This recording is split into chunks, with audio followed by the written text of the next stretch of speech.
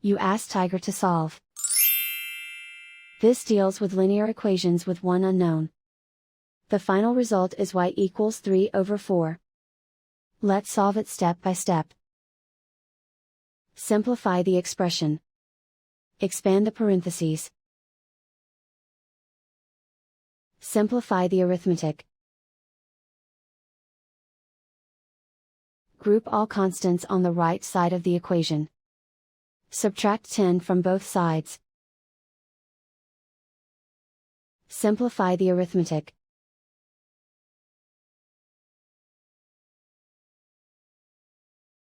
Isolate the y. Divide both sides by -8. Cancel out the negatives. Simplify the fraction. Cancel out the negatives. Find the greatest common factor of the numerator and denominator. Factor out and cancel the greatest common factor. And so the final result is y equals 3/4.